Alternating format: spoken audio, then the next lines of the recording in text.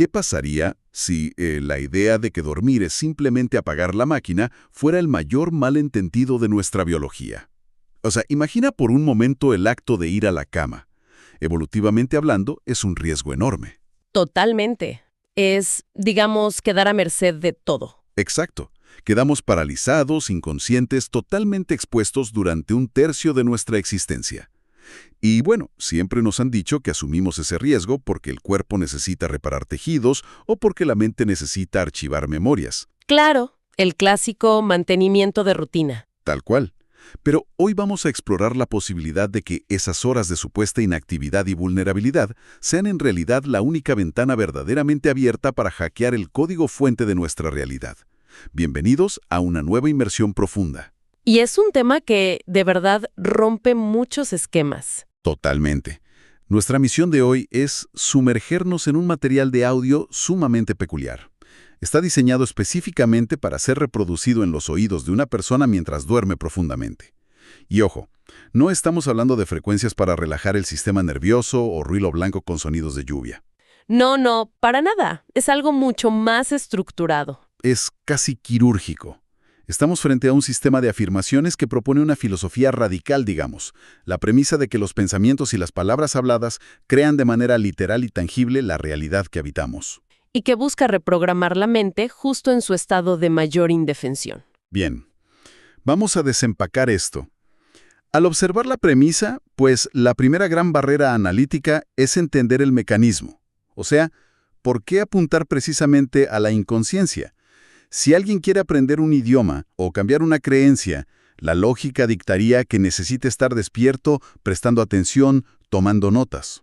Bueno, es que biológicamente la ciencia siempre ha tratado la vigilia como el momento del aprendizaje activo, ¿no? Y el sueño como una simple pausa para no colapsar. Pero este material tira a esa noción conservadora por la ventana. Ajá. Se apoya en un principio neurológico sobre cómo procesamos la información. A ver, durante el día, la mente consciente opera como un guardia de seguridad sumamente estricto. Imagínate a un tipo muy escéptico parado en la puerta de un club nocturno muy exclusivo, que vendría a ser nuestra mente subconsciente. Me gusta esa imagen. Un guardia armado hasta los dientes. Ítico, nuestra lógica implacable, nuestros miedos y, sobre todo, fíjate en esto, nuestro historial de fracasos. Si a las 3 de la tarde alguien se mira al espejo y dice en voz alta, «Soy un imán para el dinero», pero su realidad es que la cuenta bancaria está en números rojos, ese guardia intercepta la afirmación. Claro, en milisegundos te dice que es mentira. Tal cual, bloquea la idea diciendo, falso, no tienes dinero, mira tus deudas, y no deja que esa creencia entre al club. Sin embargo, al entrar en las fases profundas del sueño, ese guardia de seguridad termina su turno. Se va a casa. ¡Wow! La puerta queda sola. Las ondas cerebrales se ralentizan, la mente analítica y crítica se apaga por completo y la puerta del club queda abierta de par en par. El subconsciente se vuelve una esponja receptiva. Absorbe cualquier información sin juzgarla, sin cuestionarla y sin filtrarla a través de la realidad externa. O sea, es el escenario perfecto para forzar la instalación de nuevas aplicaciones mentales. Revisando el material, me resultó imposible no pensar en una analogía tecnológica directa. A ver, cuéntame. Es que escuchar este audio mientras el cerebro está, no sé, en ondas teta o delta, es exactamente el equivalente a poner un teléfono inteligente en modo de actualización de software durante la madrugada. Uy, sí. Esa es la metáfora perfecta. ¿Verdad? Uno conecta el dispositivo, la pantalla se apaga, y mientras el usuario no está intentando abrir aplicaciones o mandar mensajes, el sistema operativo base comienza a reescribirse desde cero. La mente consciente vendría a ser ese usuario impaciente que, de estar despierto, tocaría la pantalla para cancelar la descarga. Exactamente. Y lo revelador es que el material fuente no oculta este proceso. Es asombrosamente explícito sobre su intención de sobreescribir el disco duro. Sí. Hay un pasaje donde se declara textualmente algo como que la intención es hacer que estas palabras se hundan en la mente y en el sistema energético. Es una directriz invasiva. Invasiva en el mejor de los sentidos, claro. No busca inspirar superficialmente. Busca que las ideas cristalicen y alteren la programación desde la raíz. Y lo hace mediante un cambio absoluto en la forma de expresarse. Y ese cambio de expresión verbal obedece a una ingeniería lingüística que no deja nada al azar. Al revisar el guión, noté una fijación casi obsesiva. Totalmente deliberada. Se niega categóricamente a utilizar cualquier tiempo verbal que no sea el presente. Sí, a lo largo de toda la grabación opera una especie de trinidad de palabras de poder inamovibles. Yo soy, yo tengo, yo puedo. Ajá. Las afirmaciones te bombardean con frases como yo soy inteligente, tengo sabiduría en abundancia, yo puedo y soy capaz. Inicialmente, mi mente lógica, como analista, quiso catalogar esto como simple positividad motivacional, pero asumo que hay una mecánica psicológica profunda detrás de esto. Hay una enorme diferencia entre la motivación y la reprogramación. Sí, ¿Por qué el rechazo absoluto a frases como yo deseo tener sabiduría o yo quiero ser capaz? lo fascinante aquí es cómo difiere la percepción del tiempo entre nuestras dos mentes. La mente consciente es un relojero experto. Entiende la linealidad perfectamente. O sea, puede angustiarse por un error cometido hace 20 años o planificar el próximo mes. Exacto. Pero el subconsciente carece por completo del concepto del tiempo cronológico. En ese nivel profundo, el pasado y el futuro son ilusiones. Absolutamente todo está ocurriendo en un perpetuo ahora. Todo es presente. Todo. Entonces, si la afirmación que introduces en el sistema es «yo deseo tener dinero», el subconsciente obedece y cristaliza exactamente ese estado, el estado de desear. Y ojo, inherente al deseo está la carencia. Claro, deseas lo que no tienes. Tal cual. El sistema te ancla en un bucle donde siempre estás a punto de lograr algo, pero nunca lo posees. Sin embargo, al utilizar la trinidad yo soy, yo tengo, yo puedo, se inyecta una declaración de hecho, una verdad innegable. Porque el subconsciente no tiene ojos. No puede asomarse fuera del cráneo para verificar si físicamente hay dinero en la mesa o no. Toma la declaración yo soy abundante como una realidad absoluta. Y al hacerlo, genera un fenómeno psicológico conocido como disonancia cognitiva. Que es, digamos, cuando la mente entra en cortocircuito porque lo que cree internamente choca contra la pared de la realidad externa, ¿verdad? De una manera muy intensa, sí. A la mente humana le aterroriza la inconsistencia. Cuando el subconsciente adopta ciegamente la creencia de yo soy riqueza, gracias a la repetición nocturna, pero al despertar la realidad física muestra escasez, el cerebro experimenta una profunda incomodidad. Un pánico silencioso por la contradicción. Exactamente. Entonces, para resolver esa disonancia y devolver el equilibrio al sistema, el cerebro no tiene más opción que empezar a modificar el comportamiento físico, la atención y los microhábitos. Todo para que la realidad externa termine coincidiendo con la nueva creencia interna. ¡Wow! Entonces, de repente, notas oportunidades de negocio que antes filtrabas. Tu postura corporal cambia. Tus decisiones financieras se vuelven más audaces. El cerebro se convierte en un mecanismo buscador de pruebas para darle la razón a la afirmación yo soy. Es brillante.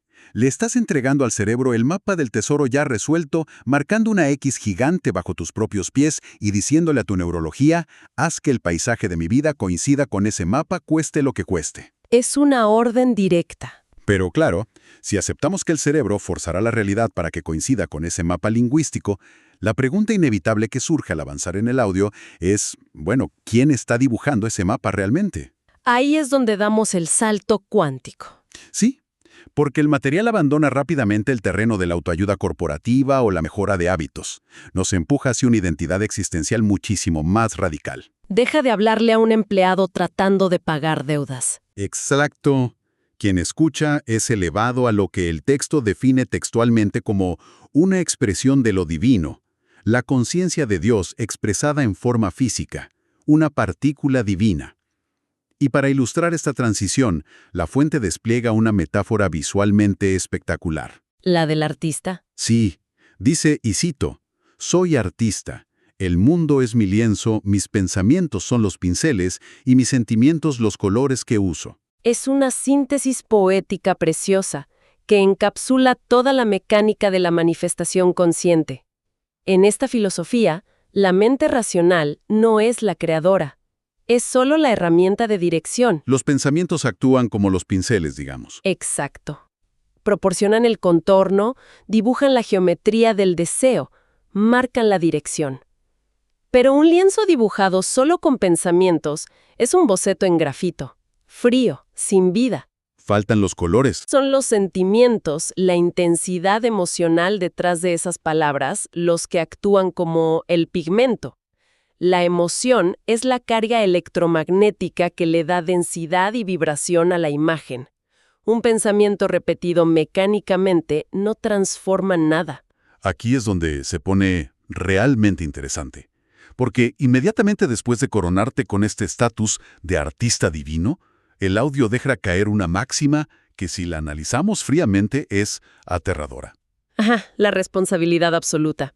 Dictamina sin matices: soy responsable por todas mis creaciones. Y aquí el análisis exige un freno. O sea, la idea del artista es hermosa y empoderadora cuando la pintura es un amanecer espectacular, un ascenso laboral o un nuevo amor. Todo el mundo quiere ser el autor de eso. Pero la vida humana es caótica.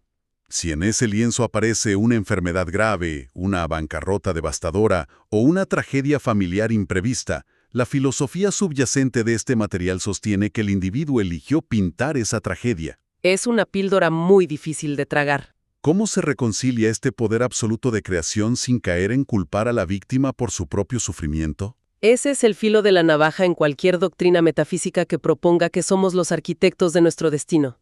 Si se interpreta superficialmente, el peso de la responsabilidad aplastaría a cualquiera. Generaría niveles paralizantes de culpa. Claro, estarías aterrorizado de pensar algo negativo. Sin embargo, el material fuente demuestra una sofisticación importante aquí. No sugiere que el yo pequeño, esa mente consciente llena de traumas y miedos diarios, sea el arquitecto solitario de cada evento. Mitiga el pánico existencial. Sí, al disolver el aislamiento del individuo, lo vincula con una red mucho más grande. Escuchamos frases clave como «estoy cooperando con inteligencia divina» o «estoy permitiendo que mi alma sea dominante». Me entiendo. Es un desplazamiento de la identidad.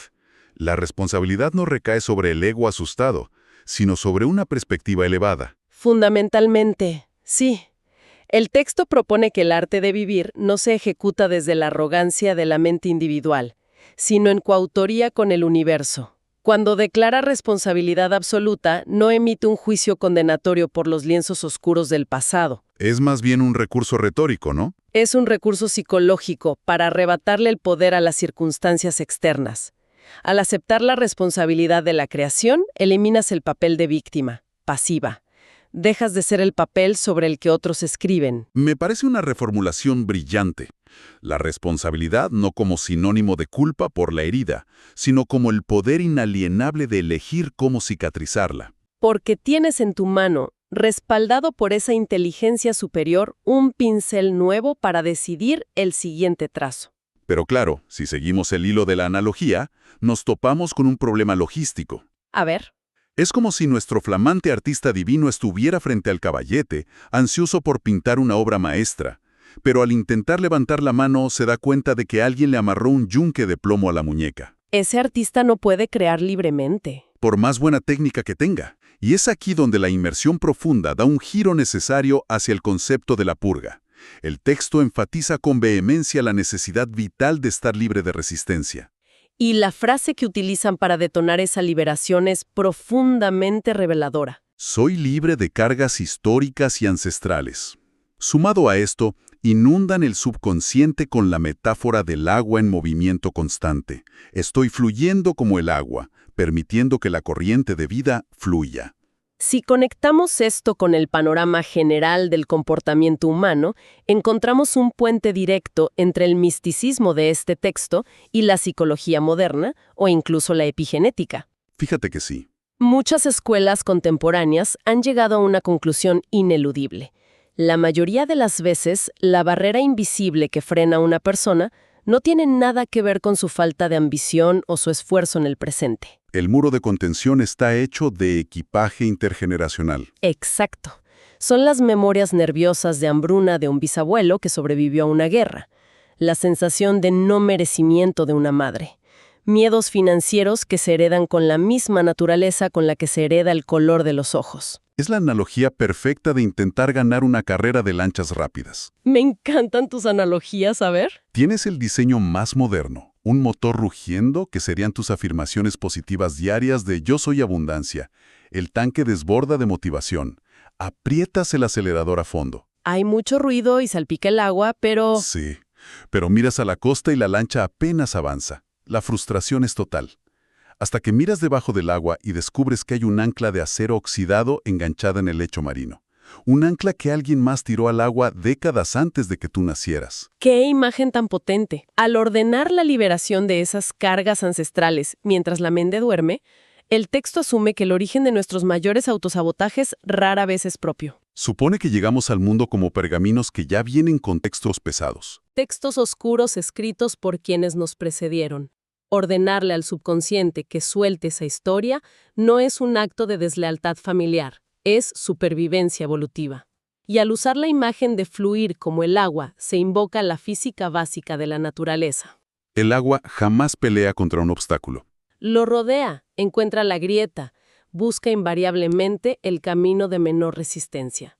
Al declarar que no hay resistencia, el audio instruye a la neurología profunda a soltar el ancla fantasma. A dejar de librar batallas silenciosas contra el pasado.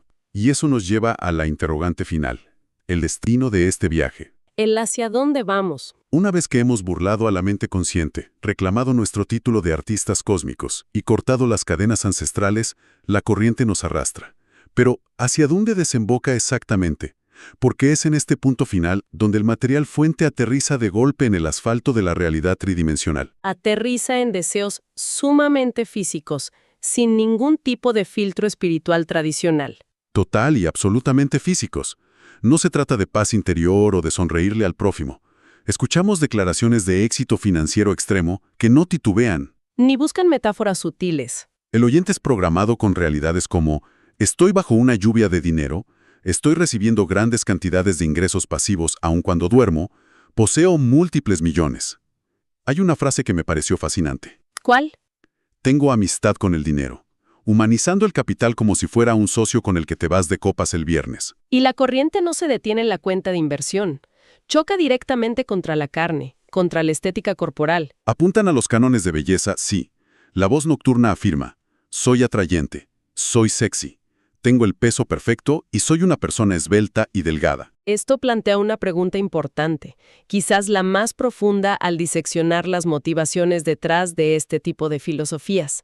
Si alejamos la lente, nos encontramos frente a un choque tectónico de valores. ¿En qué sentido?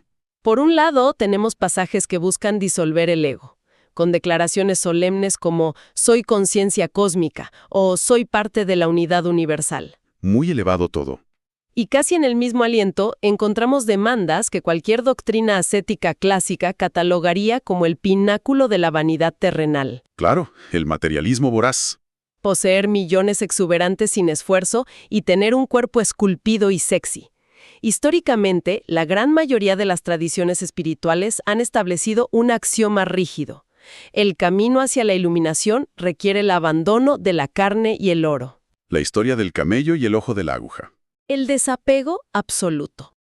¿Cómo es posible que esta fuente haga convivir una supuesta santidad cósmica con el deseo de un auto deportivo y una figura esbelta sin que colapse por sus propias contradicciones?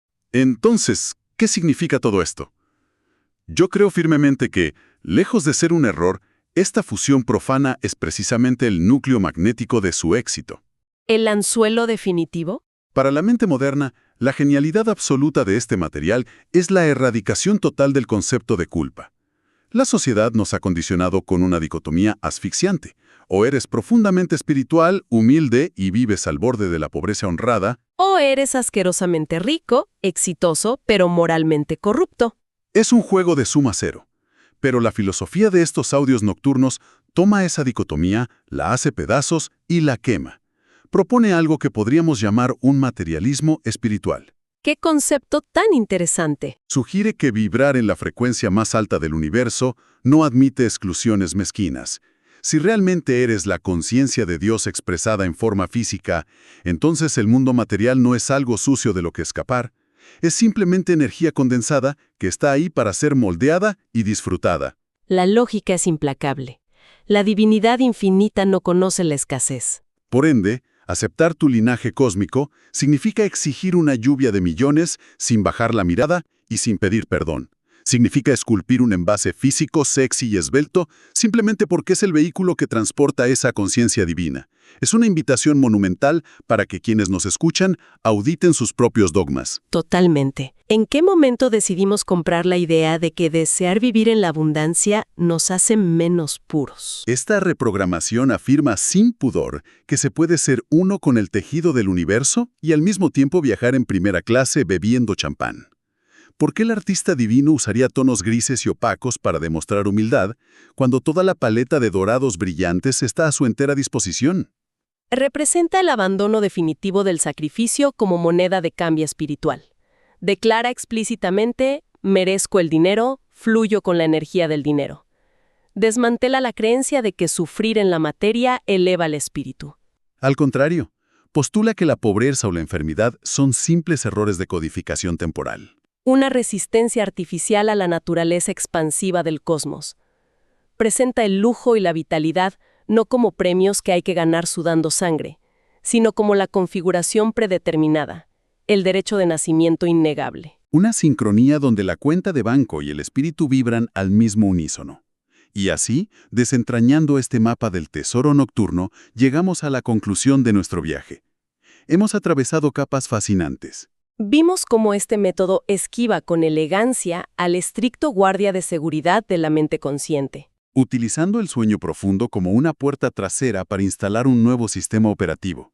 Analizamos cómo la simple insistencia en el yo soy presente genera esa disonancia cognitiva. Esa incomodidad que obliga al cerebro a transformar la realidad externa. Contemplamos al humano asumiendo el rol de un artista divino, decidiendo cortar sin piedad las gruesas cadenas de sus traumas ancestrales.